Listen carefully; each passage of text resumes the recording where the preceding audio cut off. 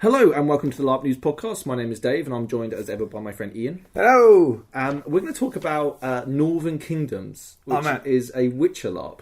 So I didn't go to this event and Dave did. Yeah. And going into this, I'm really excited to learn about this. I've heard some incredible things about this from the outside. I know the tickets for the next event sold incredibly quickly. I think it's one of those the Witcher LARP, if you aren't, the Northern Kingdoms LARP, if you aren't aware, is like one of these unicorn LARPs, right? Where you hear about them, right? They're kind of in the background where people talk about them, is it Flying Lead or whatever is another one that I want to go to, like a cowboy one. Yeah. But Northern Kingdoms has a rep of being the high watermark in fucking UK LARP right now for a number of different reasons. And I have to say, before we even get started, massively deserves the reputation it has. It was fucking amazing. It was, straight with no spoilers, it was fucking incredible. It was an amazing weekend. I should also say, if you are new to the podcast and you haven't listened to all of us waffling on for how many episodes we've done at this stage, we're both complete morons. Yes. My storytelling will be very unreliable. I'm going to get things wrong. Take everything I say with a pinch of salt. Feel free to fire angry comments on the Facebook. Definitely the unreliable narrator. Yeah, I'm going to do my best. And bear in mind, we're recording this. It's at least 6 weeks after the event. It is, right? It's something like that. Yeah. It's crazy. It's now the start of December, and it was the 5th of November. We've had a pretty crazy recording and releasing schedule for a little while, yeah, so stuff's been a bit wacky sorting it out. But it's good. It's in a good place. I wasn't even planning on recording this. Yeah. And then it's literally been living in my head rent-free since then. So... I suggested recording it, and you were like, "Oh, I don't think I will." And then you were kind of thinking of maybe just keeping it for yourself, for your own personal memory banks. And then,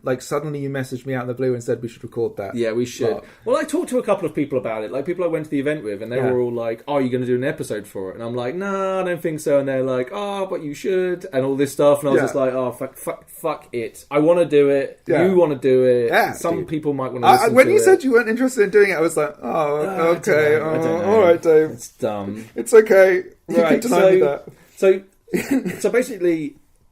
It's a very small LARP. Well, for what we're used to going to Empire. Big fest LARPs, right? Which is 3,000 people. Yeah. Many different things going on. It's massive, right? This LARP is 50 players plus crew. Okay, so it's much, much, much, much smaller. And with that smallness, you get a lot more of a bespoke tailored experience, and we'll go into exactly what that is, because it fucking still blows my mind. Even going through it, I'm like, oh, this is cool, but now I'm a few weeks later, I'm like, wow, that was fucking cool, really fucking cool. Right, so basically my friend Callum, who is my LARP husband, suggested that we go a while back, and I, for some reason, I didn't want to go then. I think it was money or something like that anyway. It was a while ago, obviously, because of COVID. But then our friend Simon had a ticket, and then his knees weren't very good, and he was he didn't want to go because he was basically didn't think he'll be able to get the best out of the weekend. So offered it to me, and I was like, hell yes. Do you know what I mean? I want a piece of that action. So it was... the times and dates fell in really nicely for you as well. Did. It's one of those things, when you get that shove, it's you really should do this. Yeah, it was just too many things that just were like, okay, let's fucking do this, right? Yeah. You're in a really good place for it as well, I think. Yeah. Where you are with LARP and the things, you know what I mean? It's a really good time. I want to LARP, right? Dude, and especially having gone through the longest arc, yeah, dude, and you've got relatively reasonable amounts of time to do so with. Yeah, right? Absolutely. Well, yes, I do have lots of time on my hands. Sorry, that came off well. I mean, you don't have a life at all. So, oh my god, I didn't mean it like that. Thank you, Ian. No. He's not wrong. So where to start, right? So basically, we checked the website. Right. There are... Dude, Let's move on. Oh, start on the website. Basically, you have classes. Yeah. Okay. Which include... what are they? Mage. Yeah. So magic people. Yeah. Man-at-arms. Right. Which is pretty... what it says on the tin. Yeah. Sources, which is like another form of magic user that I think is a bit more naturey magic. Yeah, and like you have to kind of, instead of like trying to conjure the magic, you're trying to control it. Or whatever, I have to say as well, I guess neither of us are actually particularly steeped in Witcher lore. Like we played the video games a little bit. About that. Let me just get through the classes real quick. Yeah, but I think just going into that, I think that's an interesting thing. Like, if you're really deep into The Witcher, like I'm sure like the experiences may be slightly different, but like for people where we are, we're kind of aware of it. We've plugged into certain aspects of it. We're going to make mistakes. Definitely going to make mistakes. You know, and there are also witches. Okay, you can play as a Witcher. You can play a Witcher. Yes. Interesting. I wasn't sure if like it seems so uber that like no, it's very edgy. Right. Very edgy being a Witcher. Basically, if you're like the sort of player that like wants to be what's his name Aragorn at the start of Lord of the Rings, you know, the smoking with his eyes in shade, looking across the bar, like pure edgelord. You know what I mean? Like, and often, like, to be fair, like a lot of people give that character archetype stick, and sometimes rightly so. But there's a bit of me that really wants everybody. I think wants to play that character. Usually, I would like in D&D and other LARP systems, I would be like nerd, you know what I mean? Like, but honestly, the Witchers were actually fucking badass. They actually came across as like they're witches, right? They're witches, right? Like you don't fuck. Yeah, I mean like. But, I mean, it's very edgy, but like I thought it was cool. Like, especially like you're a Witcher, right? Yeah. Like, for those that don't know, Witchers are like they're human beings that have gone through this transformation process where they can no longer have children. They have like snake-like eyes or cat-like eyes, right? Yeah. And then they have like they can't express emotion as much anymore. It's just Witchers are cool. Yeah. They get paid to go around and kill monsters in this medieval Polish European setting.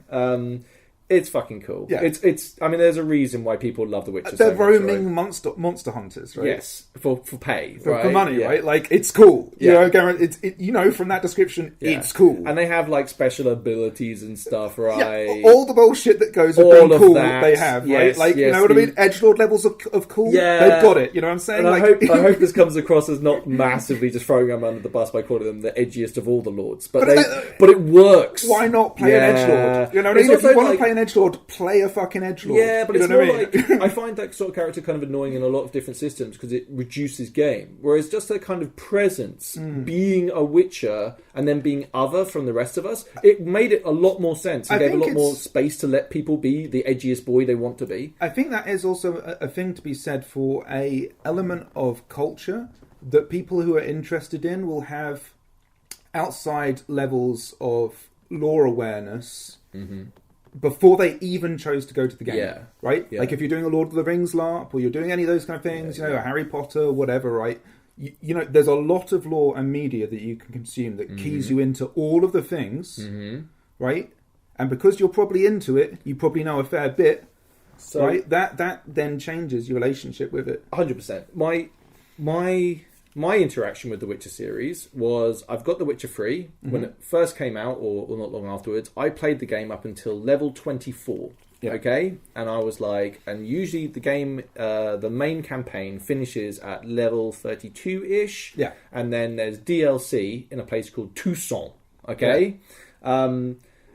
I started playing The Witcher again, like sessioning it, trying to get through to it's a big ass game. It's a big ass game. It's so good, by the way. It's still game of the decade, perhaps. It's been the best game I've played this year, and it's 2021. It was released like 5 years ago or whatever. It's still the best game like I've played this year. It's phenomenal. In fact, this is one thing. I was trying to like speed run it. Yeah. You can't. No, I didn't. And I also stopped. I was like, I don't want to speedrun this game. I want to savor, like, when the good stuff happens, I just want to sit there and savor it. Like, side quests are, like, glorious. The Witcher 3 is a cultural masterpiece. Yeah, agreed. Okay? Yeah. Like, let's just be straight up. It's a fucking Mona Lisa, you know what I'm saying? Yeah. It's a beaut. I'm still playing it now, however many, like, 100 hours in I've been playing the game for now, and the game still surprises me and gives me stuff that I'm like, wow, that was awesome, you know? It's designed in the way a Spielberg film's designed. Yeah. You know what I mean? Master like the level, storytelling. Master storytelling, just master delivery of craft, and that's what you're looking for. Anyway, we're not talking about the game, we're talking about the LARP. So basically what happened was I managed to play through the game to level 21. Yeah. thus not actually getting past the bit I'd already played up until, having failed miserably to achieve this, which was annoying. But basically, it was nice to get soaked into the lore again. In fact, we should talk a little bit about the lore, just in case you aren't aware. The Northern Kingdoms are literally, there's a bunch of kingdoms in the north. Mm-hmm.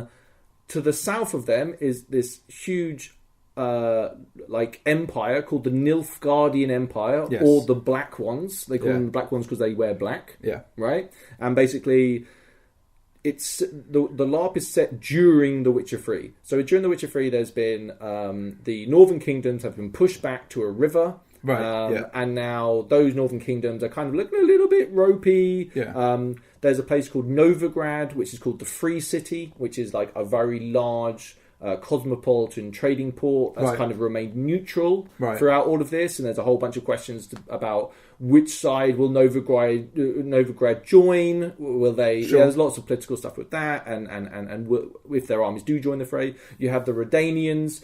I should say, pretty much everyone's a wanker in the Witcher, okay? Yeah. Like, your Nilfgaardians are definitely the bad guys. Your Redanians are still massive douchebags, okay? Yeah. Like, the Novigradians have this thing which is like a church where they basically just set fire to mages and, they burn them at the stake and stuff. And elves and non-humans and anyone like that, they just burn them at the stake because they're religious freak, okay? Yeah. The whole, no one's a goodie in The Witcher, okay? Like, they're all massive wankers. Part of the whole thing is The Witcher is in some ways the most human of the characters, despite... Or that's literally the message, like, oh, wow, despite being the person with no feelings, he's the one that's the most human. Yeah, 100%. He feels it, though, bro. Yeah. Deep inside, he feels it. Then feels. Yeah. While he's going around and ploughing half of the fucking... they are... Yeah. It's good. But the... you have the Skelligans, who are like to the Northern Isles, and they are basically like Viking types, right? Yeah. So they're like, oh, we're nice, apart from we go raiding people and like, you know what I mean? Like, just we kill a lot of people to get our plunder, right? Yeah. Like, still pretty bad. Yeah, pretty bad, I would say. There's a bunch of other nations, other kingdoms, which I won't go into now. I probably messed up some of the lore there. We decided, right? So me and Callum were talking, and in the rules, they allow you to use explosives and smoke. Okay. Like bangers. Right. Okay? And me and Callum kind of like looked into this and were like, oh my God, wouldn't it be amazing to be some sort of explosives experts, right? Sounds so good. So we started developing this, just me and Callum, just talking backwards and forwards about our character. But still, I was kind of like, there's loads of notes and stuff on their website, by the way, and they make really clear PDFs. Right. Me being lazy and dyslexic, I find that stuff really hard to get into. Yeah. But kindly, one of the organisers met up with us on Discord. Oh, nice. And spent like over an hour just chatting about the game, chatting about other things, helping us develop our characters. And this is when I started to realise how special Northern Kingdoms is, okay? We started talking about our character, and he was like... I think his name was Simon, by the way. I think it was Simon. I might mess that up, but yeah. He really great. Yeah, he was awesome. Amazing. Like, whoever he is, like, amazing. But basically, as we're discussing what we want to do with our characters, he is like enabling us constantly. He wants us to bring the characters that we want to bring, the honed edge of the character, and want to make the game rules fit our characters rather than the other way around. Okay, and this is we're going to touch on this a bunch over this episode, and this isn't putting down Empire, other festival LARPs, and all of this stuff. They're apples and pears, right? Comparing the two. They're entirely different scales of experience, and you go there for like potentially different reasons, and they offer you different things. Yes, but the benefit of going to a smaller LARP is it's much more bespoke. Yeah, time can be afforded in a way. But also, like, just this attitude of like trying to help us express ourselves in the game rather than being like, oh, well, your characters might not fit quite into this edgy world, right? Yeah. We are the fabulous Dubois brothers, okay? We are two Toussaint lords called Jean-Paul and Jean-Michel, and we had a third brother called Jean-Luc, who died, unfortunately, in a rather unfortunate explosive accident. which we basically we unfortunately, due to a few incidents that happened in Tucson, were no longer welcome in Tucson, and had to move. The Dubois brothers, and like,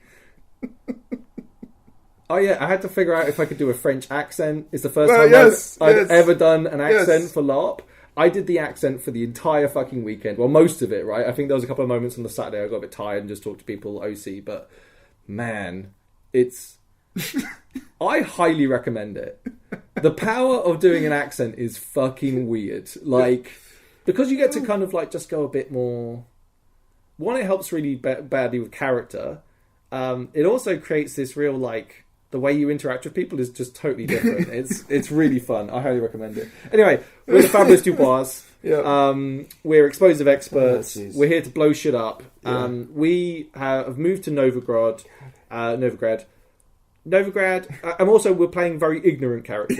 No, I'm getting that. No, very ignorant characters. In both senses. We're lords. We have lived a very sheltered life, and now we are out in the world and trying to find our way. Okay, you're killing me. Because we had heard that we could maybe make some money and have the opportunity to blow things up, because in Novigrad they're not very keen on alchemists. No, they wouldn't be. No, we've joined the Free Company, and the Free Company is what the Northern Kingdom's like group is, okay? Right. So it's a mercenary group called the Free Company, and we kind of like work together cooperatively to kind of do stuff for the Free Company, right? Basically, most of the time... what you're trying to really say is you're roving bombers for hire. 100%. Let's just be straight up. You're roaming bombers to fucking hire. We don't really like the Nilfgaardians, right? Because they're no fun. But you probably won't like anyone for the right amount of money. Yeah, no, it's more like we're not vicious. We just like blowing shit up, right? Like we like the boom. I find myself in that boom. That sort of stuff, right?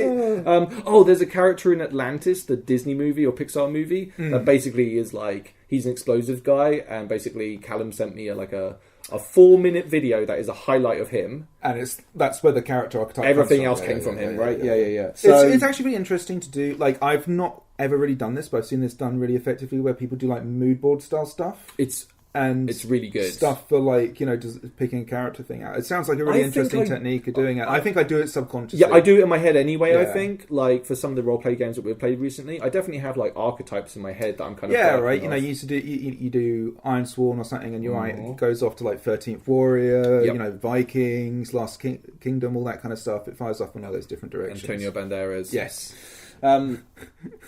right. So Tucson is actually it's a puppet kingdom under Nilfgaard. So that was some of our motivation, that we don't really like the Nilfs because they're kind of like they've been in charge of Tucson for ages, and we said that they're the ones that kicked us out rather than anyone else. Right. So basically, we went around blowing up bridges until there were no more bridges to blow up, and now we joined the Free Company in hope of making some coin and blowing some stuff up. Right. So we were like. Oh, this conversation, by the way, I had with the org was really, really good. He suggested that the Tucson link, right? And it was like, we were just like, okay, you do know that we are going to be ridiculous, right? Like, we're going to be very silly, loud characters. And he was like, go for it. Yeah. Like, go as big as you want, enjoy yourselves type thing. Yeah. And it's just like, for me and Callum, that's like, oh my God, are you sure though? Are you sure? Because we will. And they were like, no, go for it. So we did. And so this kind of a concept was that we were going to be heavily armoured. Yeah. But this was going to be elfin safety gear, right? Rather than actual fighting gear. It's the gear we wear when we're dealing with explosives. You're dealing with explosives. Right? So you got to wear like steel helmet, breastplate, all of that jazz. You're not running in naked, right? No. That's how you lose arms, right? That's how you lose brothers, right? Like Jean-Luc. Jean-Luc, yeah. Yeah. I remember the last words that Jean-Luc said to me. He said to me, Jean-Michel, you make these explosives too big. I'll always remember those words. Yeah. So all weekend. If I apologise if people didn't enjoy those characters, but we had a great time. Right.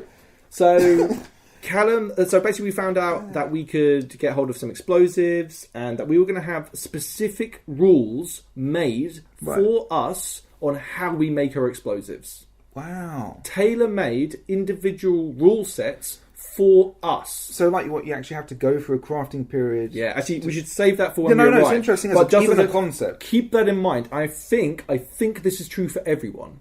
Well, everyone gets rules bespokely made for their mechanics if they want to do something like that, right? Like, I think you can go and kind of just like choose more of a generic path if you wanted to express yourself in a different way. Like, oh fuck, there's stuff I want to get to actually, which we'll develop. But think of this in mind as we go through the game. It's bananas, dude. It makes you feel so fucking special, and that you are you, and you do what you do, and it's a specialized skill, and that's what you do, right? I love it. So Callum got hold of some. I think they were called Mark IVs or whatever. I don't know what the hell they are. I don't know. They're basically like cardboard tubes. You turn the top off. Right. Take it off. Turn it round. It's got like a spark. Yeah, and you strike it. Lights it. Yeah. Fuzz it. Bang. Right. Oh my god, I'm 10 again. I'm in heaven, right? I'm really excited about the idea of fuzzing bangers around the woods, right? I don't have any clanky armor.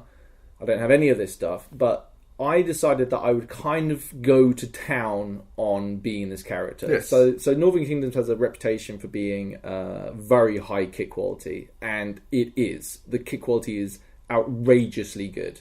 Yeah. It was definitely under 200 quid, right? I went to a website called Armor Arena. Yeah. I think it's an Indian company. I got a gambeson off them. I got some armored metal bits. What else did I get? I got a bunch of stuff off them. Really cheap.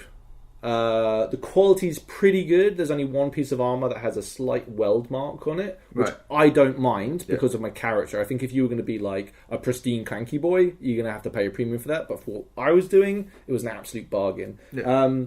But the only thing I would say when ordering from them is the delivery cost is very expensive, and it takes a very long time for them to get the kit there. So I ordered it, I think it was 8 weeks before the event. Yeah. And a few days before the event, I was freaking out. Like, it hadn't arrived. So basically, one of Callum's friends was going to go, but couldn't go anymore. Yeah. So he offered some of his kit up to me. Right. So basically, I bought/rented a couple of bits of kit of him. So I now have an extra gambeson, and he was kind enough to lend me a couple of bits of armor, like the helmet and a breastplate, right? Which was really nice, by the way. I really appreciated. So, did it arrive in time, though? Yeah. So then I end up with all of the stuff, basically, because I not only have the stuff that I was borrowing/buying, I also had the stuff I'd already bought. So I had you can kind of mix and match. Yeah, and I was kind of like still figuring stuff out. I had bought a wonderful, what's the name for it? It's like it's not like a necklace because it hangs off your shoulders, but it's one of those things that you... You know what they're called, like a chain of office or whatever? Yeah. I bought one of those off a shop, which I didn't write down. It's exquisitely well made. I really kind of like, I'm going to treat Dave, okay? So I bought all this stuff, and basically I was talking through... I should bring up the people I went with. Callum, Nick, Ellie, Andy, and Ali were the guys that I went with. Ellie is a professional costume maker for film and television. Right. Okay? I highly recommend you all find one of these people. Yes. Ellie's mine now, so back off. But like everybody else, hope you find one for yourselves. So basically, that sounds like something that would be very useful. It's surprisingly very handy to know a person like this. Yeah. So I talked to her about my kit, gave her suggestions to me, helped me work out what I was doing, and not only that, she was like, I'll make you a hood type thing, a medieval hood called a chaperon. I know. Okay, They're like, you'll recognise them. Basically, you think of they look a bit like a hat, but they have the kind of bits coming off it. Oh, yeah, I know what you mean. You know the thing I mean? And it's kind of like you can wrap it around like a scarf almost because of the extra bits. Basically what it is it's a type of hood that you can wear in a couple of different ways. Yeah. And she was like, I can, if I have time, I'll make you one of these. And I'm like, oh yeah, if you have time, whatever. Anyway, she did make one of these. It's fucking awesome. It adds, it's so good for the character because it looks good and like... The pictures, of the whole Northern Kingdoms event, by the way. Yeah. And your kit in general. Yeah. It just looked fantastic, these pictures. Yeah, we had a couple of photographers there. We had a guy called Gordon Cheverett. He's released his photos. I posted a few of them on our Facebook wall. Yeah, go and take a look. They're really good pictures. And not like just, they'd be good pictures if you were or weren't in them. Do you know what's weird about being at this stage in the hobby is being part of those epically awesome looking pictures. That's weird to be in them, right? Before it would be something so aspirational. And then people are like making comments about like, oh, kit goals on your kit. It's pretty, boom. Crazy, dude. Like, how far we've come. That's crazy. Oliver Facey was there. He hasn't released his pictures yet. Oh my god, I can't wait to see his pictures as well, dude. man. It's like a lot of talent. Facey. Dude, I just think it's just like these sort of things attract a lot of talent, basically. We did a photography episode actually that was really interesting. Yeah, Oliver was on that with I think like it can't be understated how good the photography aspect of the hobby is and how important it is.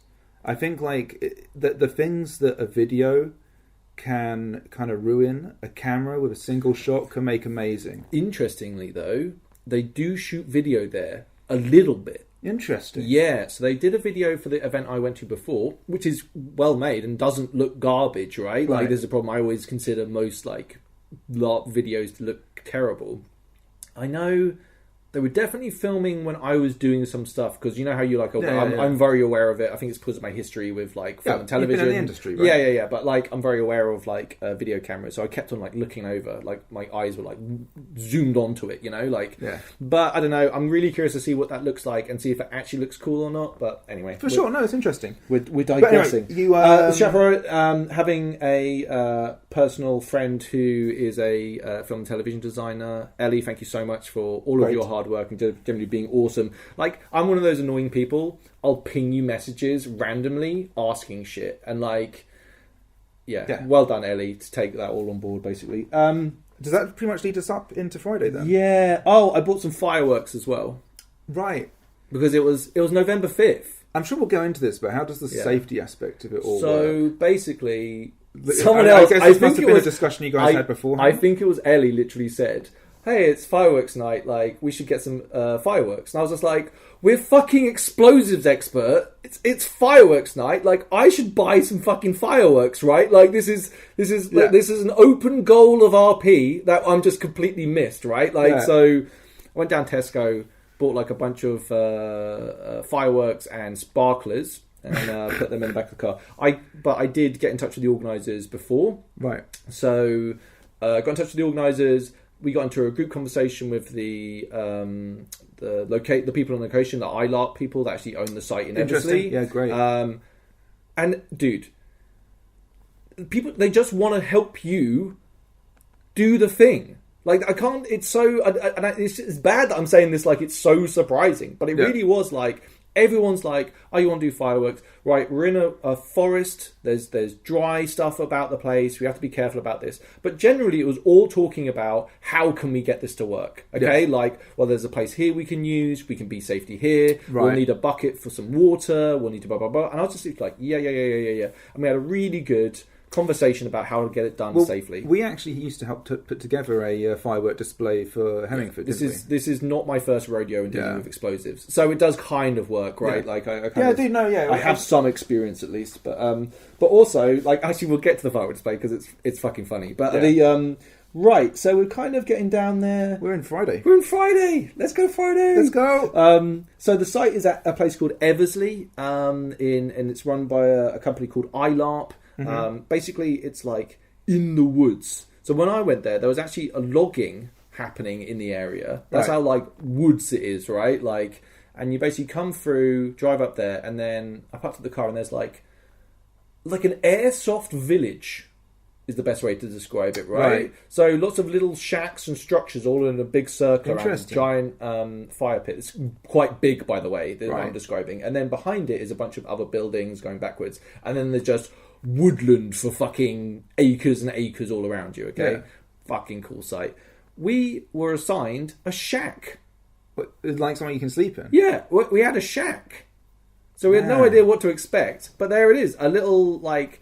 Basically, it was pretty snug. We had the two beds either side with a door, and then we managed to kind of fill all of our stuff in there. And yeah, it was snug as a bug in there, man. It was great. And bear in mind, it was November 5th. Yeah, it'd be cold outside. Right? No, it was snug as a bug. Actually, it was incredibly mild. Like the weather's we did have a mild November. It was mild, but man, I was very comfortable in that little tent, that little shack with thing. Oh, dude, that sounds great. Also, it has like elements of like blind dogs, because it's me and Callum, and we were talking about our hovel that we had. So there's loads of notes of this. Like blind dogs is kind of like, it's the only other like LARP I've done like this, and they had very similar notes, and I get the feeling that similar crew were involved, similar players were involved. Like this is very much that world, as well, right? Yeah, and it's also like Blind Dogs is so special in my memory. In fact, one of the organisers was there, and I managed to bump into him. And bear in mind, like there's no more Blind Dogs; they're one off. Yeah,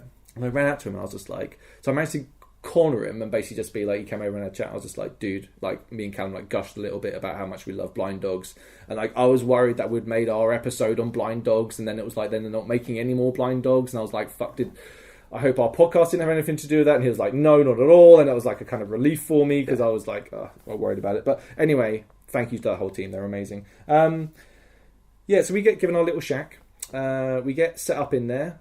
I basically get all of my kit out, and I've put bits on, but with now Callum's other bits, I'm like, okay, so it's the first time I'm really getting suited and booted.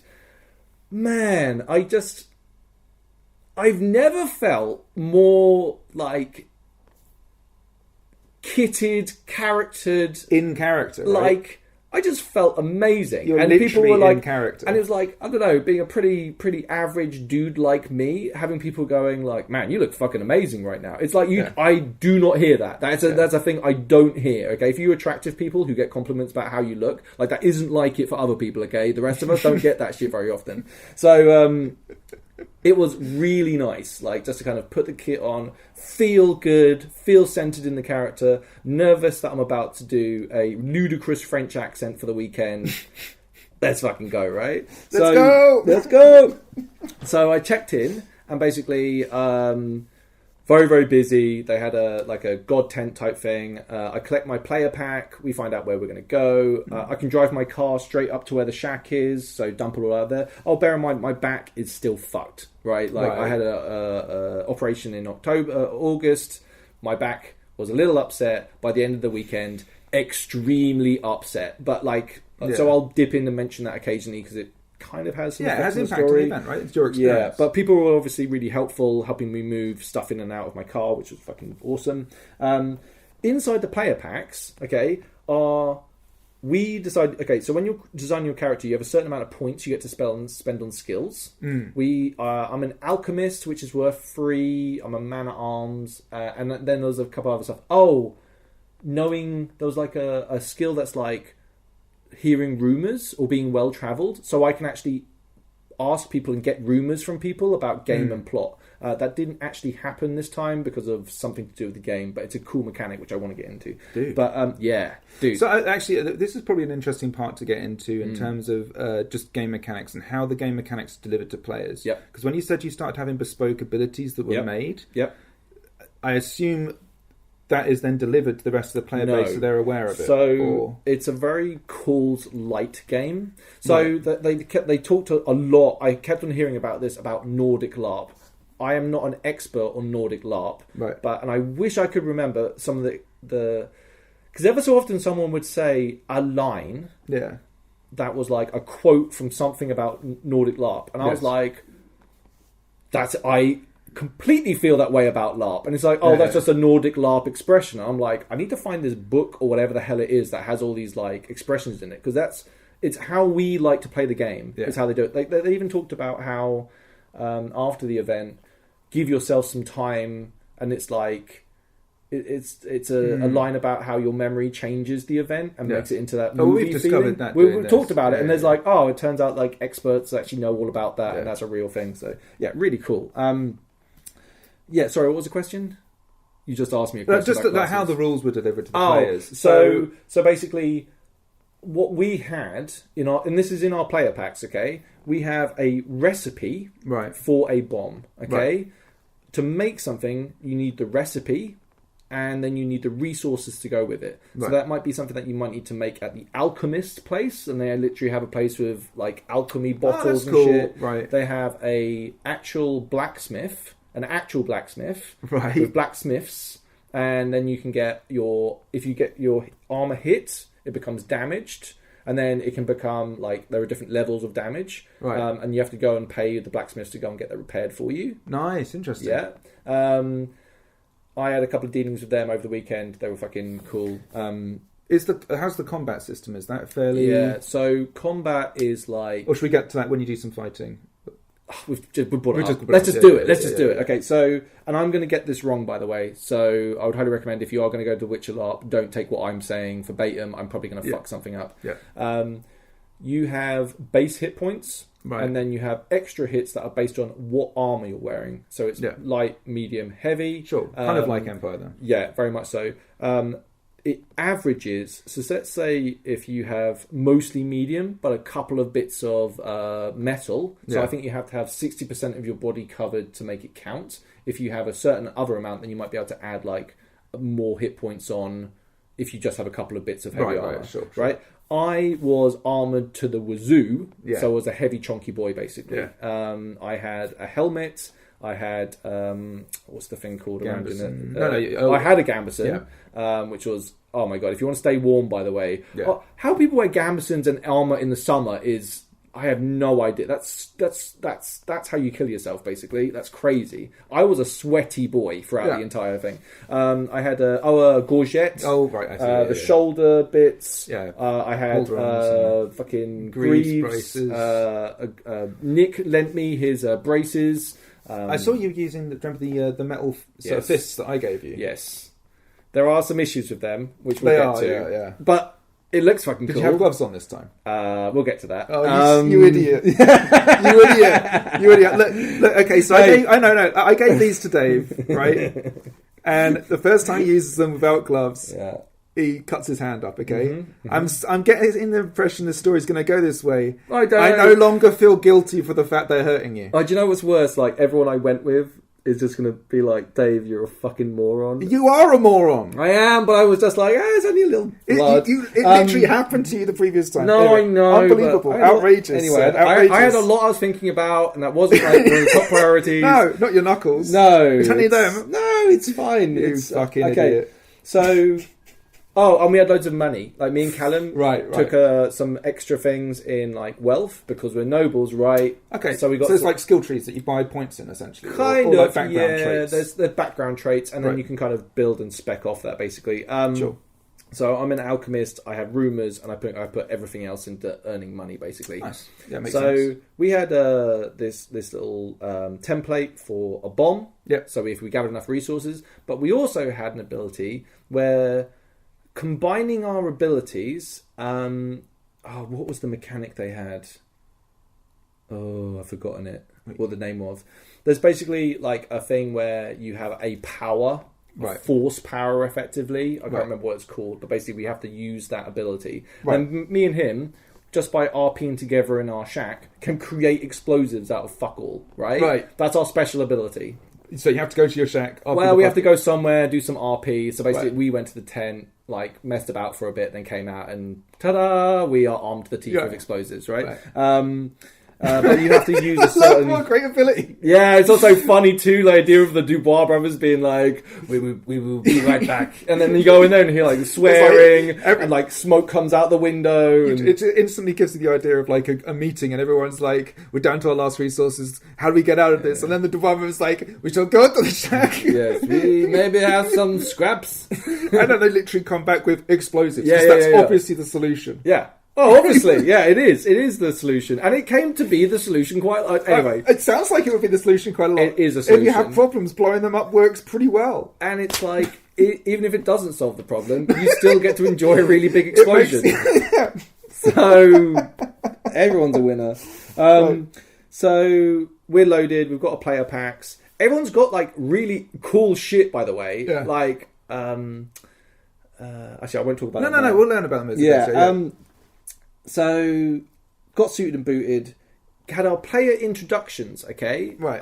Oh, yeah, by the way, thank you to there was a guy that was near our camp that helped me put my armour on a bunch of times. People know about armour and how it's supposed to fit on people. Sure. I think my breastplate was just slightly too big for me and the rest fit. Right. But I had to be adjusted, and it's a team effort to get into armour and out of armour a lot of the time. So thanks for that. We had an induction, so literally all the new players, which was 50% of the players at the event, by the way, were basically, you had like different stations. So you got split up into different groups, and then you had like fighting, alchemy, well, there's a bunch of stuff. I can't remember, that was 6 weeks ago. Yeah. But and you go around like an induction type thing. So each person that you come to, they'll talk to you about alchemy. They'll explain to you how alchemy works, how to get involved in it, and then you go on to the next thing. While that's happening, all the more experienced players are going off to an encounter. So everyone's like, no one's just waiting around. Everyone's doing something and enjoying it. So I went through, did all my inductions, and learned all about the different parts of the game and how it all works, which was really fucking good. So everyone's on the same page as we go on. And then we got to go on our first little skirmish out into the woods. Right. So I deliberately, like Jean-Michel is not used to fighting, right? Right. Like he is. Yeah, he likes the idea, but it's he's still pretty scared. So going out to the woods, we were like, me and Callum are talking the entire time. We're trying to sneak, and I'm being like, Jean-Paul, I'm scared. And we're talking about.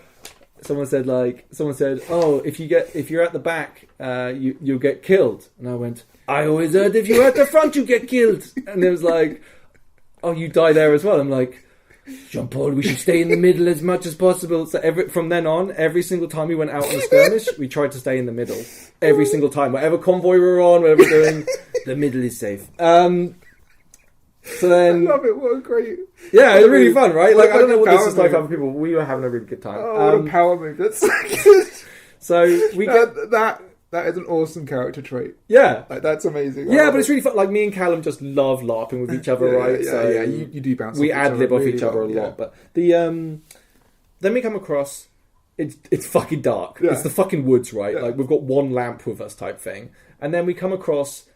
fucking beasties. Like, I think they were drowners. Right. But basically, like, people in latexy type suits with masks and all this stuff in the fucking dark. It's cool. So everyone jumps over there. We gank them type thing and just cut them up. And, like, I run over there and, like, stab one up. And I'm like, I got one. I'm a mighty warrior. I killed him. And we're like, yeah, just having a good time. And then we get led through more woods until we get to a...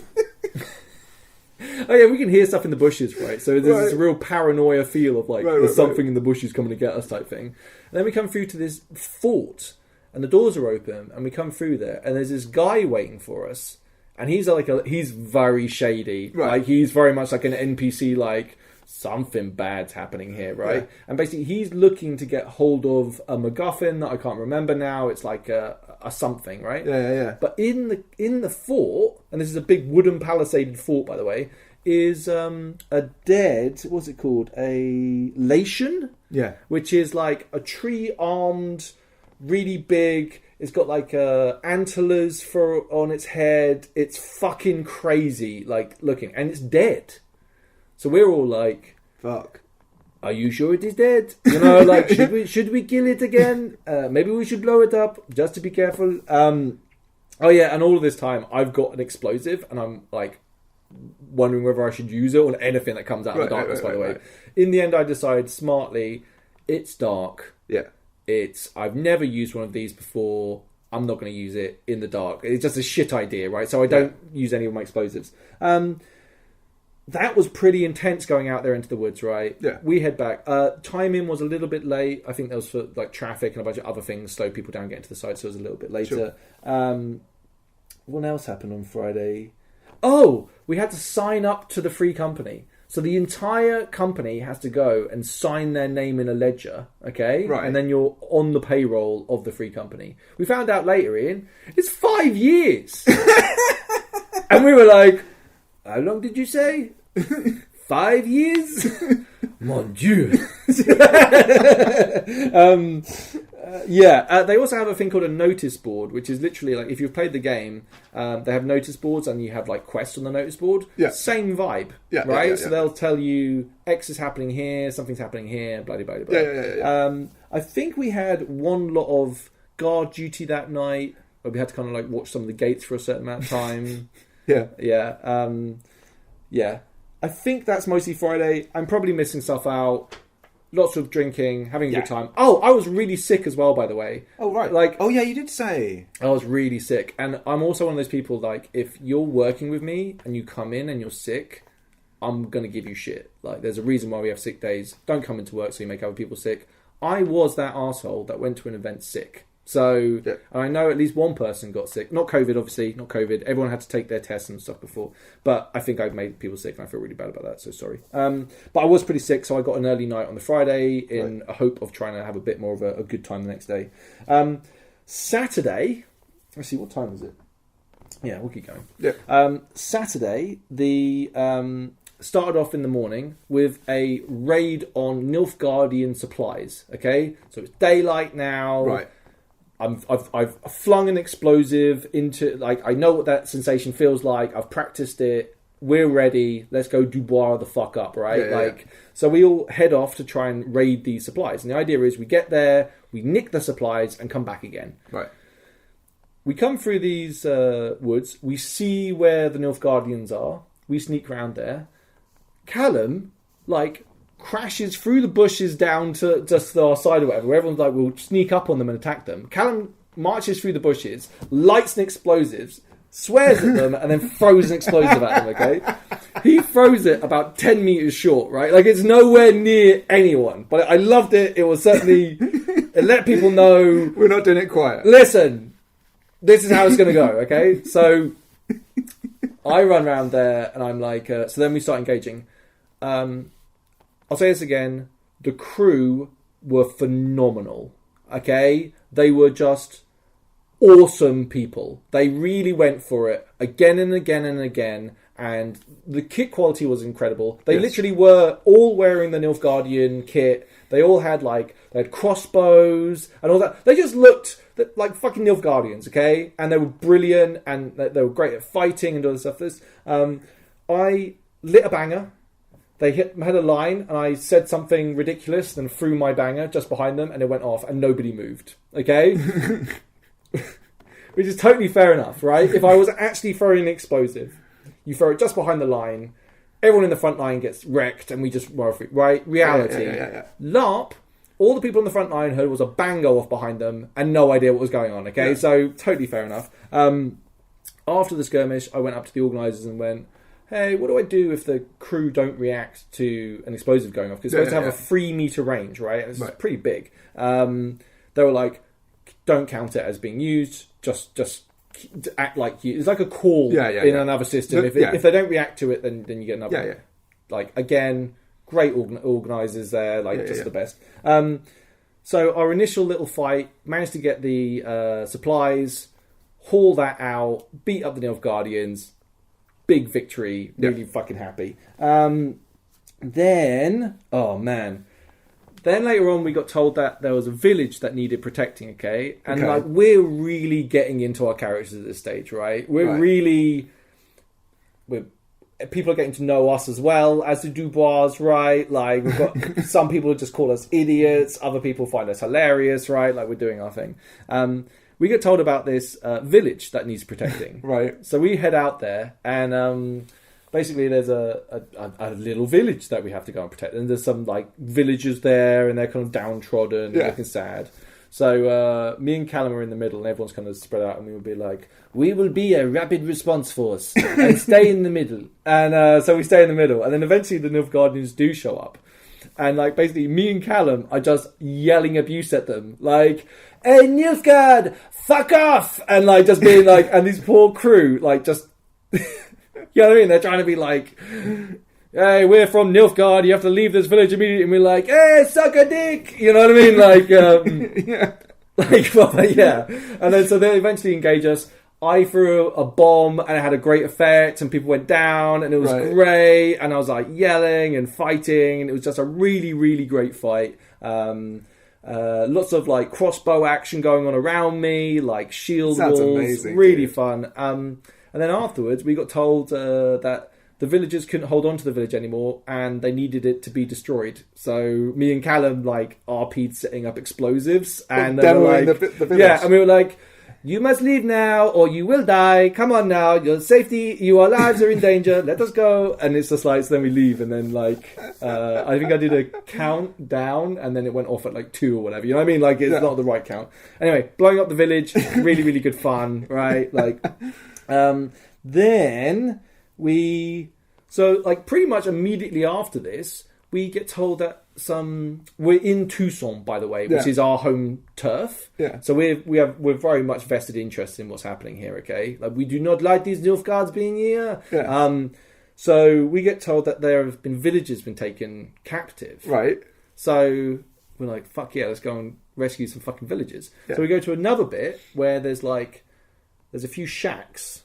And the Nilfgaardians are like set up there, right? So immediately, like start heading into them, battling them, having a great time. I think did I fuzz one then. I might have fuzzed one then. Anyway, it's a great battle because there was like a building in the middle. Okay, you have these like 2 flanks, sure, and they're very dynamic. And inside the shack are the people, and we're trying to get them out because basically the Nilfgaardians have set up wood all around the outside of the barn that they're in, and I'm going to set it on fire. Here's a question just to make sure, and I'm certain this is the case, Yeah. but I'm assuming all 50 players are always players, they never cross over into being... So you're not... The people you're fighting against is the crew. Is that the case? Yes, that's true, but there will be some caveats to that later on, which we'll get to, because interesting shit happens. Okay. But generally, if you're a player, you're a player, and then with some exceptions, but all the crew were crewing the entire time. Right, sure. So they basically... The crew...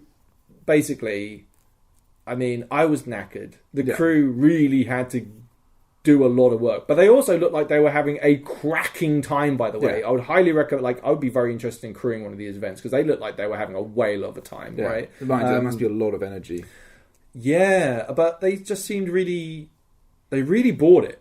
Yeah. They really brought it every single time. Like, I never got like a half-assed fucking Nilfgaardian attack. It was always like full-on, you know. Also, to be honest with you, a skirmish is when you've got like 50 people. Yeah. Right? Yeah. So you're going to have X number of... It's less than 50, right? Because there's different groups. So the witches would go off and do witchery things. Other people go off and do other things. This was like a most people thing. But even then, like, some witches would be like, I'm not going if I'm not being paid for it, right? Like, there's loads of like edgy stuff like that happening, right? Whereas we're like, no, we're up for the fight. So we head off there. I go around, like, I'm fighting on the right-hand side of the shack. And it's it's just a stalemate. So I'm like, okay, I'm going to leave this bit. I head round to the left. And then we enter into this pitched battle where I can't remember what the call is. It's like power or something. There's like, and whenever you do this one thing, it's a bit like a repel or a cleave, but in one call. Yeah. So if I hit your shield and say the magic word, I either break my shield, I fall over, I do all this stuff. So a guy did that to me, and I went, wah, and like fell back on my arse and in armor and all this stuff, right? Like really going big on it. And then I think I did one to someone's leg. Anyway, it's really fun, really cool, very streamlined, very simple. To understand and to communicate what you're doing. It's the epic moment happens. Yeah, and it's fun, like, honestly, being a guy in full armour and then just throwing yourself backwards, obviously being careful not to crush anyone behind you, but, like, it's a good time, dude. As a player, is there, like, a number of these you can do? Or yes, is it... I think you have one, and then you have to rest or something. Before you can do it again. Oh, there's also a thing called a fate coin, which is something that you can earn or is given to you, and that's like a mega. So say if you went down to 0... Oh my god, the death rules are fucking crazy. I haven't even gone into this. Yes. So say if you get down to 0 hit points, right, you have a timer which is 5 minutes, okay? that ticks down. If someone bandages you and the bandage is good, right, it doubles the timer that you're on at that moment. Okay? Cool. Yeah, that's cool. But if a referee comes up and tugs at the bandage and it's either too tight or not tight, if it falls off or it's too tight, it won't count. Right. So you have to not just, Larp bandages can often be like, burp, Yeah. But no, you have to get it legit. If someone starts healing you, I think it's a 2-minute timer to heal someone. Right. If it's under 2 minutes and you start healing them, they're already dead. Wow. Yeah. Yeah. Right? Although actually, in some ways, you think about it, that's actually longer than you have in Empire. Dude, I love it. Yeah. There's lots of stuff. I think I fucked up the rules a couple of bits for taking hits on arms. I should have been more dramatic in how it did, but I'm still learning my way, right? Like, I want to play the game right. Yeah. It's just, I just need to get a bit more practice. Sure. This is, by the way, when I decided to put the greaves on, by the way, Yeah. Full clanky, so it turns out, right, like, when you own something and they cut your knuckles and arms, right, if you don't do anything about that and then put that same item of clothing on again, it does exactly the same thing again. Yes. Yeah. Yes. So basically, I ended up slicing my finger open, and it wasn't bad. It's just a superficial cut. But lucky Eddie had a bandage which he put around my thumb, my finger, which was nice. But basically, then I had to go away and tape. Tape worked, by the way. A little bit of black tape on the edges. It's just because basically there's these rivets. It's the reverse head of the rivets. It was actually the edge was sharp. Right, that was the bit that cut me this time. Basically, there's a lot of things on those that I just... You need to wear gloves, basically. Yes, you need to wear gloves. Or put tape on them, which I've done, and you can't really see the tape. Anyway, my bad. I'm a fucking idiot. It's alright. It's good. So then... rescuing the hostages. I managed to get in my door, or someone's behind me trying to get them out behind me, and we're battling, and then they're trying to go out the other way. But basically, we managed to get these hostages out and funnel them away. So we start to leave. Just for clarification, do they have buildings and structures, or is it okay? Yeah, so it's actual... like little wooden shacks, basically. Right. It's very different sizes. Right? And stuff. Exactly. There's quite a lot back there, to be honest with you. Right. Eversley is a great site. Yeah, it's a great site for LARP. That sounds amazing. I would be like. That would definitely be a tick. They didn't have showers. They did have toilets. Yeah. Lots of places to kind of have it's good. The only problem is it's quite far from us, isn't it? It's about an hour and a half south of here. Yeah, it's basically just south of Reading type vibe. Oh, I thought you said it. Okay, I thought it's on else. No, they changed location. Oh, that's why. Okay. Oh, that's important to mention. They do change location. So they also change location geographically. So the Free Company will be in different areas. So that there's lots of where are the Free Company going to be next and all this stuff. Next event is going to be in Grimsby. But unfortunately, they have sold out of tickets, basically. Yeah. So, sorry. It's kind of weird, though. Like, promoting this might actually mean that I don't get a ticket next time. Yeah. Right? Like... They sold out in like an hour and a half. They sold out in an hour and a half. Yeah. Like, it's so good. And I shouldn't even be promoting it. Get the people out. But then, as we're withdrawing, I find out that Callum, Jean-Paul... has got his leg cleaved and is having medical treatment. So I have to hold the line with a friend of mine, holding the line, and the Nil guys are coming towards us, and that's where I'm behind my shield, get the old explosives out, and I'm like, goodbye! And I throw the explosives in front of their line, and they all have to some of them go down with shields, some of them run away, and they all explode, and it gives us just enough time to get the fuck out of Dodge. And it was so good. So good. Not today! Not today! Exactly, it was something like that. It was something... It was something as ridiculous as not today, Nilfgaardian scum, psh, and then exactly like that, massively scampering off. Yeah. They are definitely going to want to kill us, right? On this day, remember that you survived fighting the Dubois brothers. There is something cool to be said. For example, fighting in the battles in LARP. I really enjoy going doing it in the kind of competitive kind of way, right? Mm-hmm. I'm trying to beat you in a sword fight, but I also really like doing the bits where you're you see another character, another player is really bringing it, really bringing it, and you're I really want to be part of that story you're trying to tell right now, right? And if that story is kicking my ass in an epic battle, and going full epic where we'll do the way we react to each other's hits is extremely dramatic. And do you know what it felt like? The rules felt like they were designed to be brutal, but in a very safe environment. I think maybe one person died, two people died over the whole entire course of the weekend, so the threat is lethal, Yeah. but like avoidable, or I'll have to play around and do all this stuff, right? So there's a nice level of that. I think also when you have a group of players that all want to engage with things in a more cinematic way as a concept, where it's not just about the win, right? It's about like there's a story that's being told and we're going to express that together. Yeah, man. And it's free form and things can happen and people can put diversions into that and stuff, but it has that sort of loose structure. Very much so. Of pursuing a kind of a really narratively compelling cinematic moment. It's like me and you do this in D&D and all our role-play games, like playing suboptimally. Yeah. Like being the character rather than what you think would be the best decision to make or whatever, or the best fighter. Like it's way better for me. Like I just enjoy that more than being. I don't want to be the hero. I want to be an interesting character, right? Or you want to. If you discover that you're the hero, that's what makes it fun, right?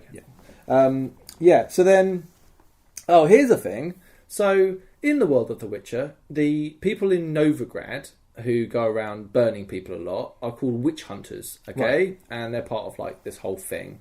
And there are obviously your elves, half elves, and dwarves are all playable fucking characters at this, nice, right? Okay. I did see some elf players, yeah. So us being Toussaint noblemen have very little experience in dealing with these others, right? So I was like, excuse me, elf? Yeah.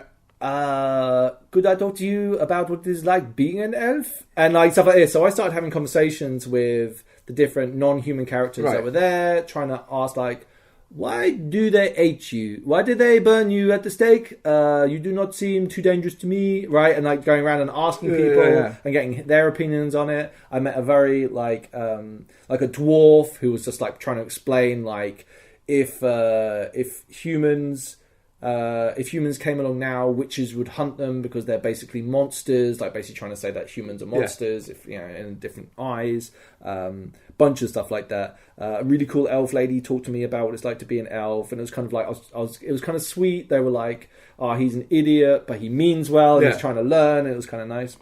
Anyway, Ellie, who was playing a half elf, said to me like there was a witch hunter character there.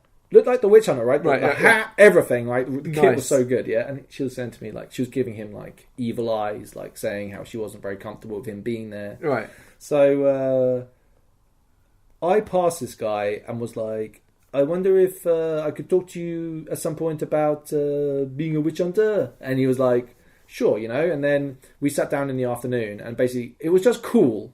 Like two LARPer characters sitting down at a table and just me asking him questions and him like with this very like heavy heart telling me about how he was a witch hunter and how he did terrible things and now he's trying to make up for it. Right, and we talked about he's like an ex-witch hunter. He's an ex-witch hunter, and we talked about like the nature of what it is and how cruel people can be and how unfortunately like the world is like a cruel place and like trying to do the right thing is often hard and all this stuff. Like it was just a really nice bit of RP between two players. Like really liked that. Really liked that. Anyway, so fucking around with some of those ideas was kind of fun, and being ignorant is a lovely way to get into those, right? Instead of having an opinion on it, ask other players their what they're doing.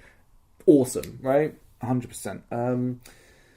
So, oh God, I'm probably going to miss some stuff off here. In the evening, we get told to do guard duty. Okay. So me and Callum go to stand at a gate.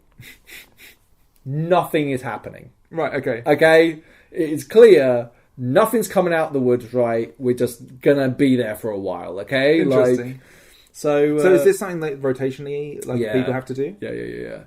So I start singing, and the song started with "The elf is on the shelf." The elf is on the shelf. Right, and I carried on singing this, but we ended up changing it to the elf is on the square, the elf is on the square. And we went through this whole song about how elves and dwarves are brought to the square, and then the church people bring logs, and then they set them on fire. Wow. I did not... Wow. Yeah. And then the last one, the second from last one is... The Dubois watching horror. The Dubois watching horror. Why are they burning them? The Dubois watching horror. And then the witch hunter came along and then goes, the witch hunters are to blame. The witch hunters, yeah, right? So from what would have been a really boring, like, just us hanging out for like half an hour to an hour at the gate, we just had a hoot. We were having the best time. That sounds amazing. We also end up start hearing chanting and noises in the woods. Okay, later on, we've been there a while, and we're like, fuck, we should do something about this, right? So our friend Ali, who's playing an elven scout, he's like, let me go and check it out. Yeah. And I'm like, okay, cool. I'll like raise the alarm and stuff and get troops. So we all start yelling, alarm, your lives are in danger, we are about to be attacked. What a cool thing, by the way. What you just described is like a really great, like the guy gets to do the thing. Like, I'm the scout, I'm going to go and check it out. You're the guy. Ali got to do the thing as a scout a bunch of times. Actually, I'm missing something off here, but I'm going to keep on going with this story. So then people start to muster and like they're doing stuff. They all come over. Yeah. Ali comes back. Yeah, there's some fucking freaky shit happening in the woods right now. There's some sort of cult thing happening out there, and we're like, oh my god, like let's get together. Anyway, one of the organisers comes over and goes, so funny story. You weren't supposed to be able to hear that. That's an encounter for the witches that's about to happen. It's just the crew getting so into it that they're just having a fucking ritual out there before the witches are even aware that there is a fucking thing for them to go and deal with. The crew are just out there like culting it up like crazy, right? Like, and I'm like, so we all had to stand down. It was like, they were, but you did you did exactly what you should have done. And we were like, we are the best guards ever. You know, like, later on the witches came back through our gate and we were like, who goes there?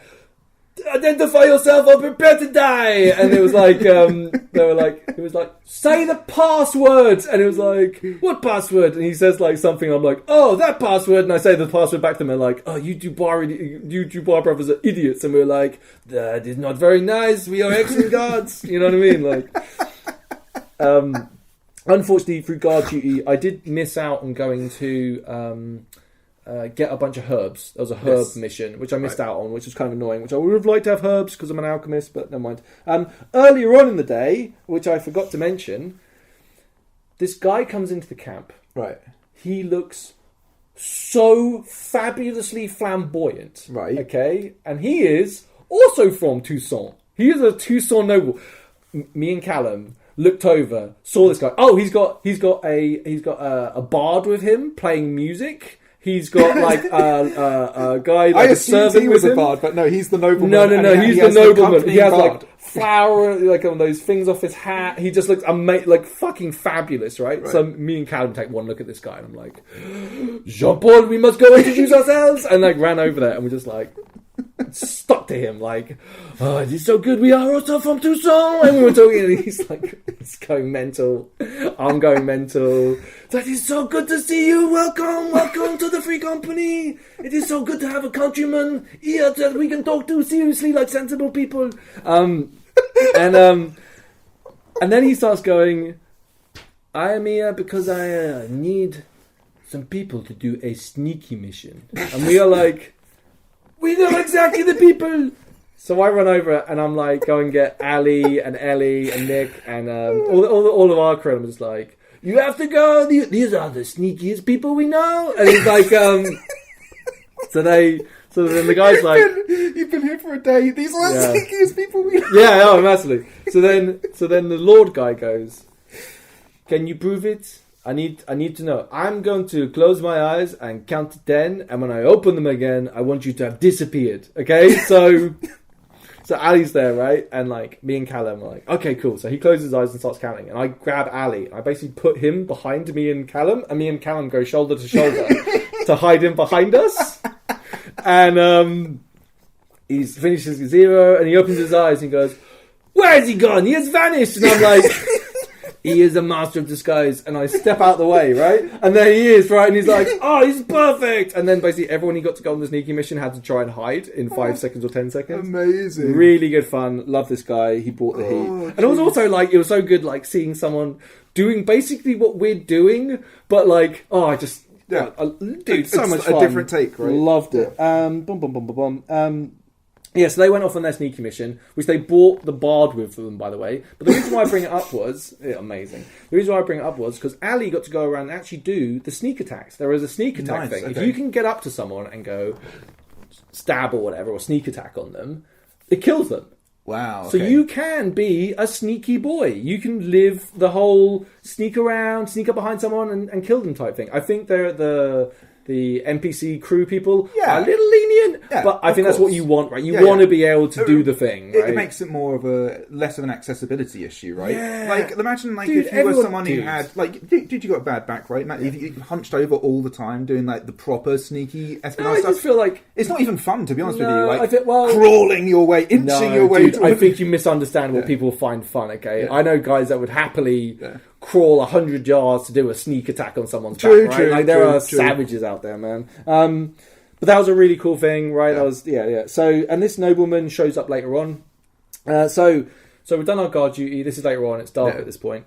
We hear about that there's going to be a person arriving later that is going to help us make a really big bomb or really big bombs. Okay, and we're like, this is very much us, right? Or at least me. I'm the alchemist. Right. Callum isn't the alchemist. I'm the alchemist. Okay? Interesting. So what's Callum's role in the bomb squad, if you like? Callum he's an artisan type, so he makes the casing. Oh, nice. So that's a really good touch. He makes it. Dude, this is game design. Like, it's just so good and so seamless and just makes sense, right? Like, this is the thing. It's like, it's not, they're not just creating the stuff to make it work for us. They're creating it in the world and how the mechanics work together. How did you guys go around fizz wrapping that?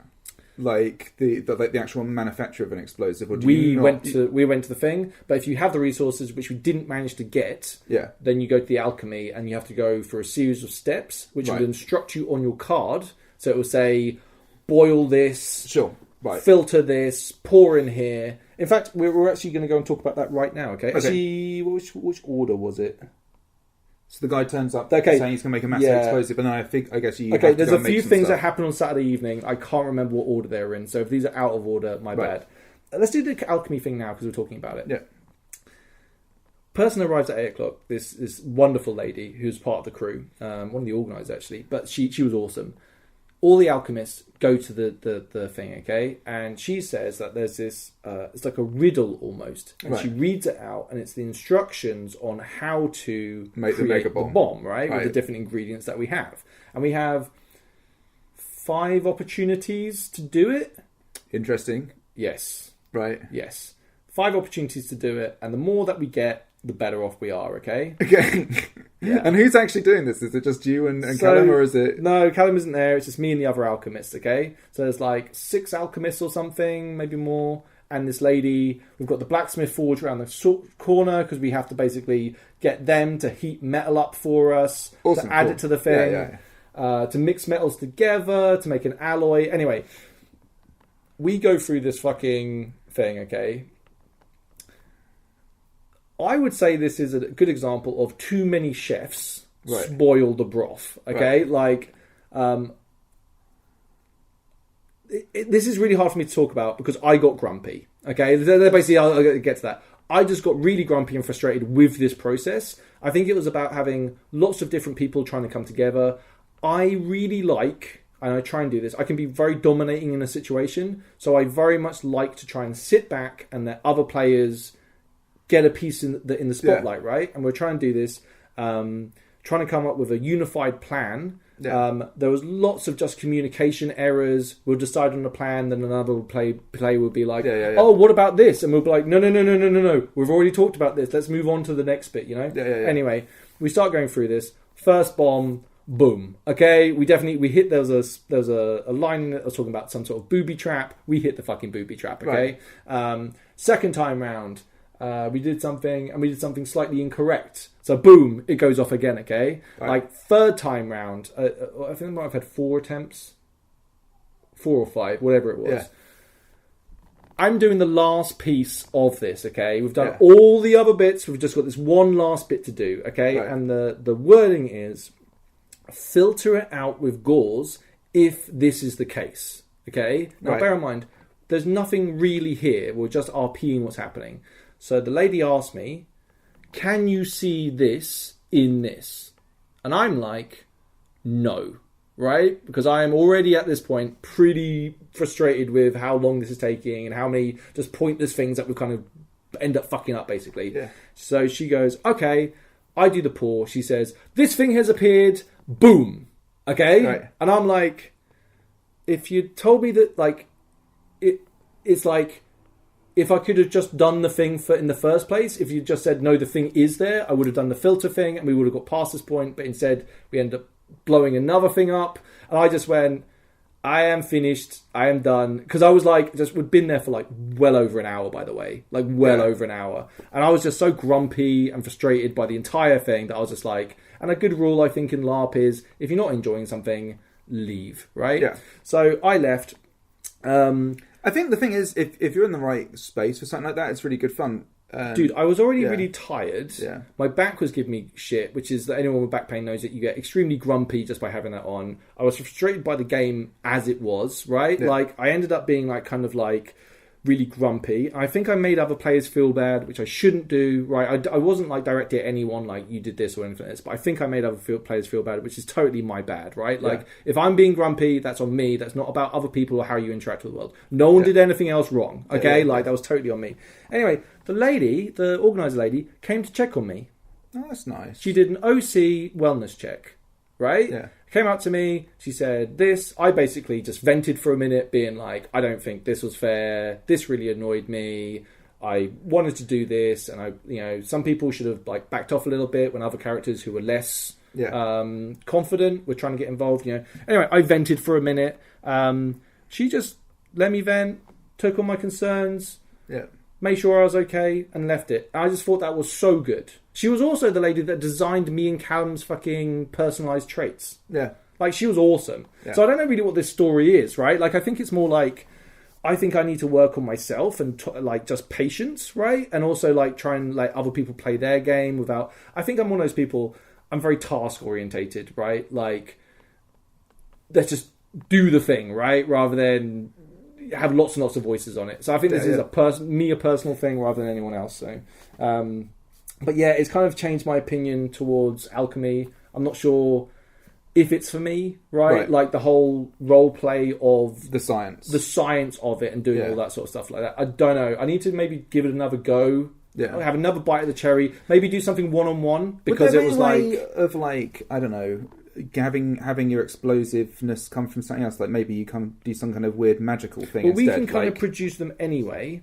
We gathered some materials which we'll talk about later, so we don't have enough to make more now. Yeah. But in the future we might. So I think what I would more like the A-Team, right, where it magics into existence. Yeah, you go off to a shed and then work away in there, and suddenly an armored tank comes out. Right? Yeah. But I think what I need to do is potentially go with another alchemist, have a one-on-one, go through it. And probably not be involved in the group alchemy things. I think that just generally something that I'm not going to really enjoy that much. Yeah. Too many chefs, too many opinions. There might be a way around it where you don't actually even have to engage the alchemy part if you're not enjoying the game. Well, I don't know. I want to try. Yeah. I want to try the alchemy, but not in that environment. Yeah. Right. That's basically what I'm saying. Yeah. Sorry if that was too negative. I just want to get that clear. Right. They did end up making one bomb. Right, okay, which they went off and they blew up. Basically, the mission was to use this bomb to blow up something up and cause an avalanche, which would stop the Nilfgaardian army from entering Tucson. Oh, nice. They did this. It didn't go 100% to plan, and people came up to us and were like, oh, you Dubois brothers, you blew it up. And I was just like, we were not involved. You know what I mean? Yeah. You should always use a professional with explosives. You have yourself to blame. So we didn't go on that mission. Now, we did go on. Now, this is perhaps the best skirmish I have ever been on. Right. Just because of how... Well, maybe. I don't know. It's way up there. It's fucking insane. Okay. Alchemists are told that we have to go and pick this root, okay, from this plant out in the bushes, right? We're all like, sounds fun. Yeah. We'll have to use gloves or whatever. Maybe... So we go down into the woods. There's the plant... We're all like, okay, why don't we all just stand back a bit and one person goes to try and get the plant, okay? Yeah.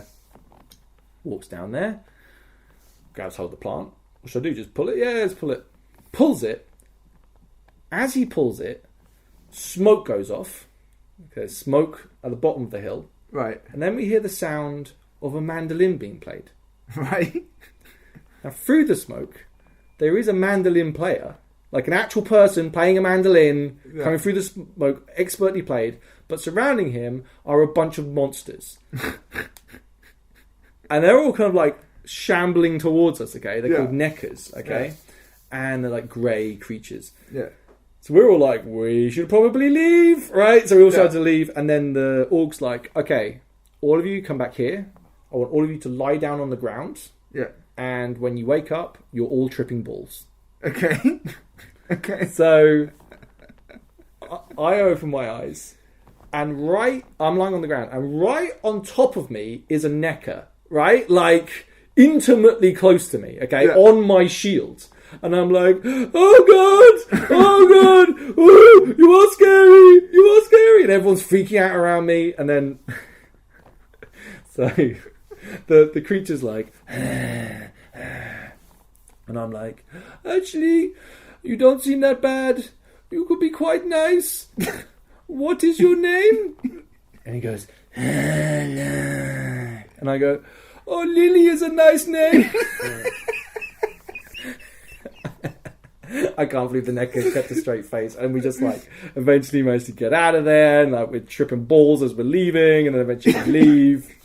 And then the rest of them basically go back and try and get the fucking route. But yeah, to actually have like actual music combined with smoke, with creature effects, with all of this stuff. Yeah, dude. Really good. If you'd paused time and said to me, what's going to come out the smoke? There's no way I would have said dancing fucking neckers with a fucking...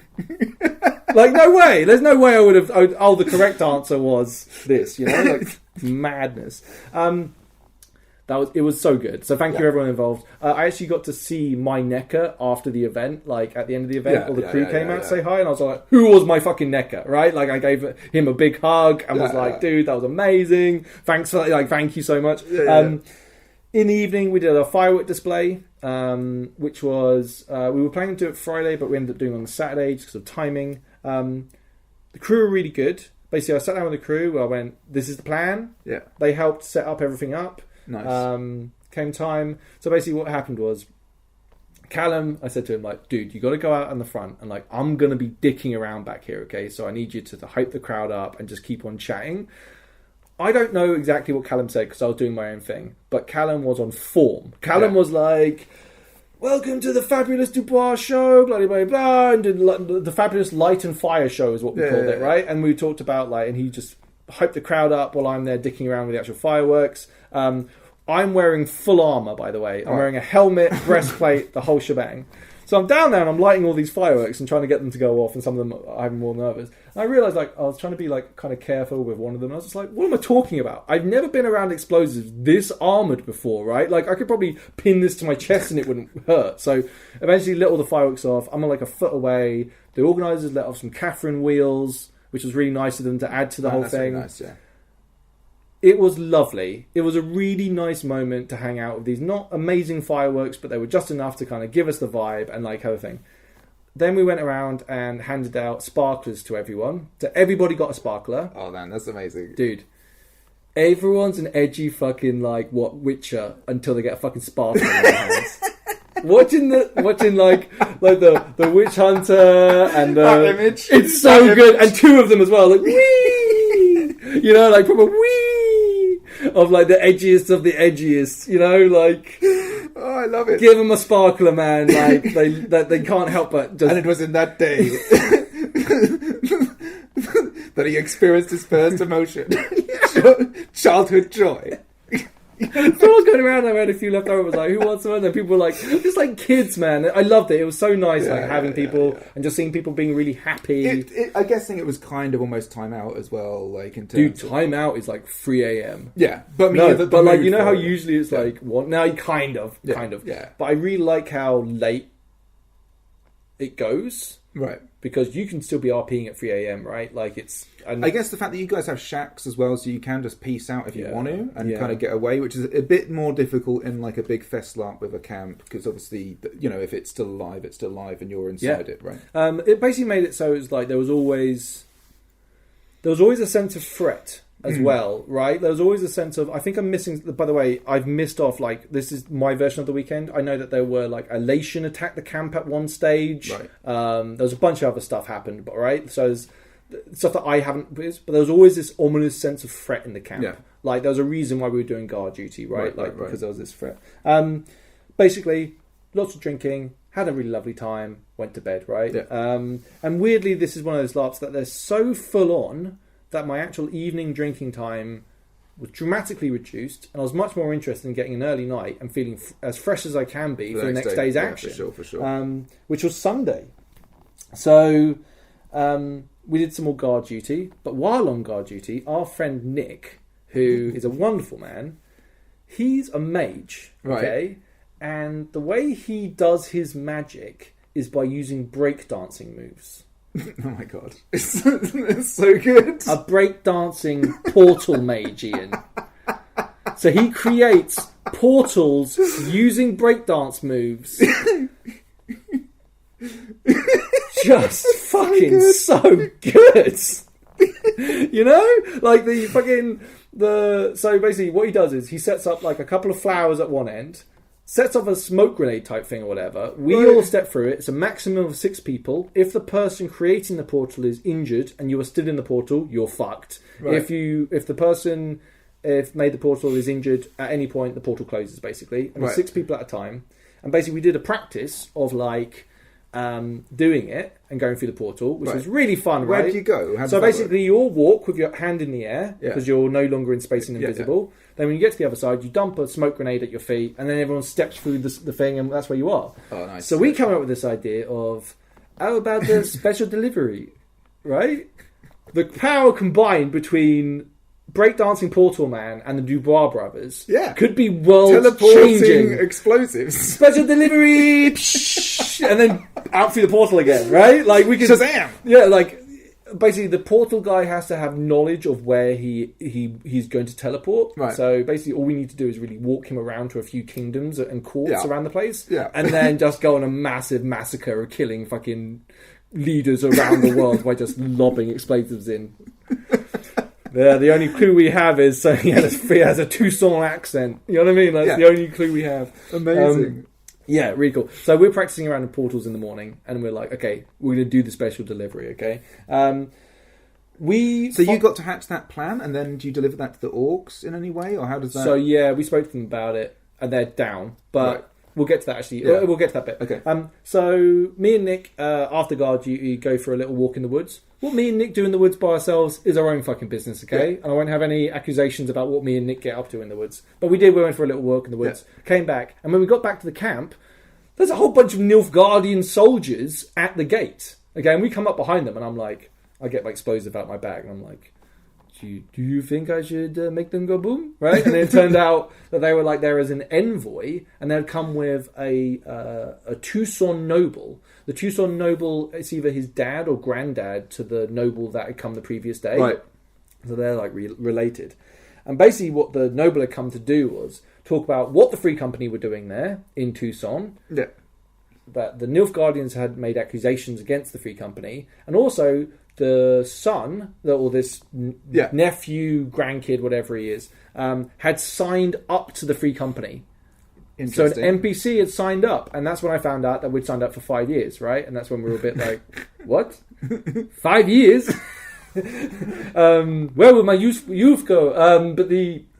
So he had signed up. So we sat down with a Nilfgaardian like general or noble. Right. This senior noble, he did not take shit off anyone. He in fact called me a liar, which I need to deal with, because I think there's some nobility shit that probably I need to go and you can't have nobles calling other nobles fucking thing. Right. So we've got I got some moves. But then, and also this other guy, and they're all talking about Nilfgaard, what they're doing in the area, and all this stuff. And basically, I'm saying, like, the Nilfgaards are scum, right? They're killing Tucson people. This is why these woods smell like death and rot, because of the Nilfgaards, you know, like, they kill, and they're talking about like, oh well, you know, we need to get supplies and stuff, and they're like, if you do not need to get supplies, you just need to like, you do not need to kill them, you know, like all this stuff. So then we sat down with these guys, and it's like big conversations going on, Eventually, we get to the point where the Nilfgaardian kind of looks a little bit like he's been up to shenanigans, and the Lord isn't 100% sure because the nephew or whatever, he's saying that the Nilfgaardians are fucking killing people, like the hostages that we rescued, with all the stacks of wood next to the barn that we burned them. It's pretty obvious the Nilfgaardians are up to some bad shit, right? So, but the Toussaint is a protectorate, or basically a puppet state of the Nilfgaardian Empire. So there's lots of moving parts to this, right? So then they leave. And there's a bit of like tension there and what's going to happen next or whatever. But then we find out that a Toussaint noble lady who was a character in the previous event, they did some sort of tournament or something in the previous event, had been kidnapped and we needed to go and rescue her. So we're all like, well, we're going to, obviously, me and Callum, being from Toussaint, are going to go and rescue this person, right? Armoured up, ready to go, one last fucking off into the fray. We head off into the woods. Ali, who's the scout guy, gets to scout. He's got an orc with him. He helps guide him through the woods and telling him where to go. Really cool.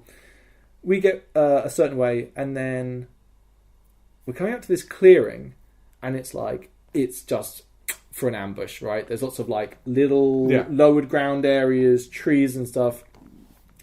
Nilfgaard come jumping out the bushes and ambush us. They're throwing grenades at us, which was amazing to have what we're doing to them back at us. Archers, like they really gave us a lot of shit. It was a great fight. That sounds incredible. Dude, it was awesome. Fighting in the woods, everything's breaking apart. There's one bit, okay? I see this guy like throwing explosives just on a slight rise next to me. So I'm like, everyone's all bunched together at the bottom of the hill, right? And I'm like, I got to deal with this guy, right? We're all gonna. So I'm in heavy armor, and I charge up this hill, okay? And the guy looks at me, turns, and then runs away. I think I got him in the turn. Basically, if you're a Dota fan, that's when I got him. Basically, the turn just took him that little bit of time just to get away, and then I was in sword range. And I'm like hacking him down. He tries to defend himself. I hack him down. Then another guy comes to come and kill me. But then the witch hunter comes and saves me, and me and him have to put back, right? And they was yelling at us to like stay with them, and I'm like, he had explosives. He had to be stopped. It was crazy. Like lots of yelling. Lots of edgelordy stuff, lots of like all this stuff, like really intense fighting. Fight our way down into like a basin area where there's some sort of structure. And then once we clear out the enemy, then they're all retreating up this hill. So then we start going up the hill until we get to a fort. Okay. I don't know if it's the same fort. It probably was. I only saw the other fort in the dark. For sure. Might be the same one. You lose your way in the dark woods. Well, that's the beauty of the site, what you can do with it. Massively. Right? Approach it from a different angle from the woods. It looks completely different. And it's a full-on wooden fort, okay, with palisades, all that shit, right? And you can climb up on it. And so we get there. The Nilfgaardians form at the gate, okay? And then there's this series of basically people lobbing different things through the gate at each other. Right. So smoke grenades work. So white smoke is just smoke. Right. Red smoke is fire. Right. Blue smoke is magic. Green smoke is poison. I'm probably getting all these wrong. But that's the sort of vibe, right? So there's lots of smoke bombs going off in the gateway, and I'm like, no. So we're planning on doing our little special delivery to get through, right? Yeah. But then another character's like got a grappling hook, throws it up, and goes to a referee like, can we grapple over this? So they're like, yeah, we'll just take you. So instead of actually climbing, they just took them round. Right. So they gained entrance that way. Oh my god, that's so cool. Yes, Ian, it is. That's so cool. The other team are forcing their way through the thing. So we grab a ref and are like, hey, we want to do this. So we explain the ref, this is where we want to go, blah, blah, blah, blah. By the time we actually got to go, we were already in. Right. So we did just get to walk through the fight, get there, and then kind of like everything was kind of being ruffled anyway. It's cool, though. It was good. It would have been better if we had timed it right, but that's on us, right? But like, there's some pictures on the final battle that are like, don't do it justice of how crazy and intense it was. Like the Nilfgaardians were like properly a good unit. I think one thing about the Free Company is it feels like a lot of individuals. Yeah. Well, that's the flavour, right? But that's it's good. Yeah. And I would be like, oh, I wish we had more cohesion. But just having this mixed cast of all characters interacting with each other, right? And all of them with their own things, especially in the heat of battle, makes things way more interesting. I think it also increases the likelihood that you're going to get those moments from like heroic novels, right? Mm-hmm. Where the five people find themselves amidst a battle Yeah. You know, as a band, right? And then maybe a relationship spurns off from there or not, right? Totally. Like, you know what I mean? Totally. Because the 5 of you faced off against 7, and even if functionally you would have been better if you formed line, narratively it works better. You kind of bro out sometimes with different players, right? Like me and that witch hunter character. Yeah. Like, I've barely spoken to the guy since then, but I know that we have like a cool connection of like friendship and RP just because of the experience that we had. You know? Fought on that hill together. We fought on the hill together. You know, he was willing to risk himself to help me, and vice versa. It's just cool. That's good LARP for me. Right, so we eventually break our way through to the camp, kill all the Nilfgaardians, rescue the princess or the noble. She's messed up.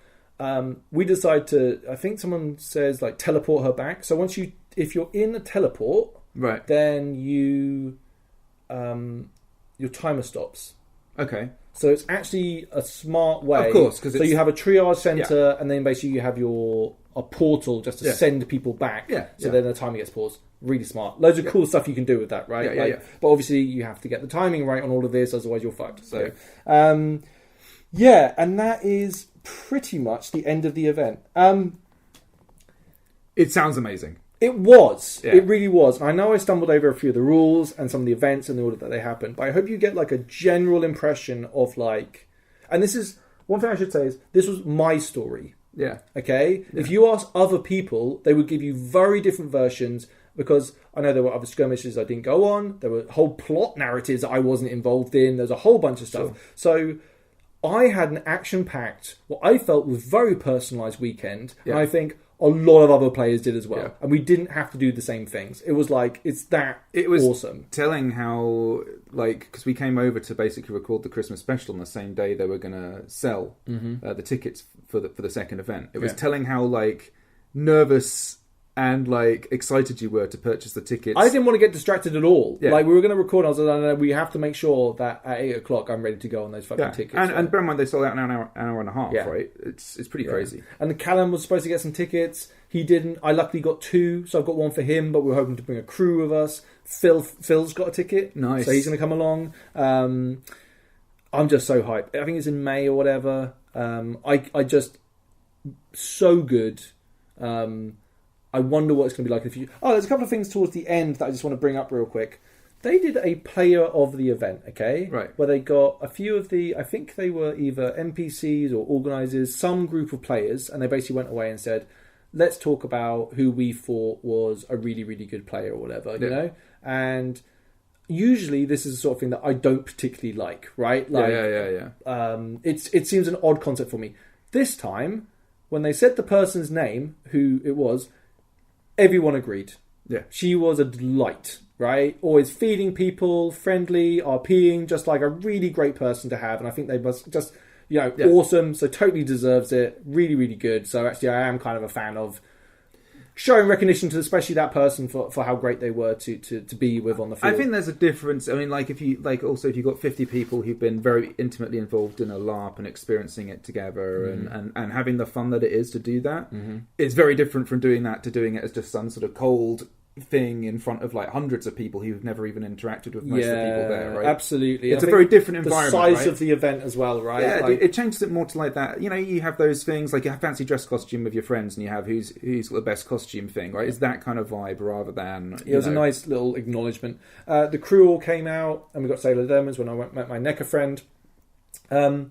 Again, thank you so much to the crew. Thank you so much to the organisers. Thank you to the other players. Thanks to everyone involved for making it such a memorable and wonderful weekend, basically. I cannot fucking wait for the next one. Dude, it sounds amazing. I'm so hyped for you. It might be the best LARP I've ever been to. Yeah. I think so. Like, it sounds amazing. It honestly sounds amazing. And it stayed with me. Those memories that I've had because of that are so vivid and like cool and like... The Dubois brothers are a thing now, right? Yeah, like for sure. They're, like people know them. They want to interact with them. They want to like see where this story's going to go, right? Like, and you want to do more with it, right? Yeah, definitely. Yeah. Oh, definitely. Like I like to develop characters, as you know. Sure. So even in this, right? Like he came in very ignorant. Yeah. He can now handle a sword. He likes to get stuck into fights now. learning about non-human people, learning about what it's like being in Novigrad and how we feel about. Like, we might need to move from Novigrad, right? But then where do we move to? Everywhere's shit. You've now got a 5-year contract with the free companies. I know, it sucks. And also, like, what are we going to do with the Tucson Lord who insulted me, right? Like, I need to try and add some... But also, like, they're under a whole bunch of threat because Nilfgaard are going to invade, so...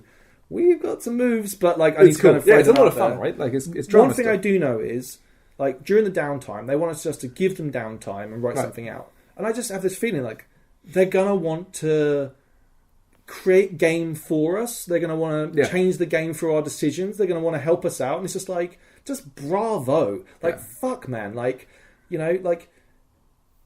I can't express how thankful I am. Really, I'm waffling now. But I think it genuinely sounds amazing. I'm super up for trying to get to one at some point for sure. So it'd be But dude, just your description makes it sound amazing. I think we should never talk about it again on the podcast, and so people don't go. Really, those tickets are premium. Yeah, they're premium, dude. Like you gotta, Jeez. Yeah. So forget everything we just said. It was rubbish. Don't go. And if you happen to get a ticket, give it to Dave. Yeah, just let us know if you have a spare. Please let us know. No, we shouldn't do that. No, definitely don't do that. Don't do that.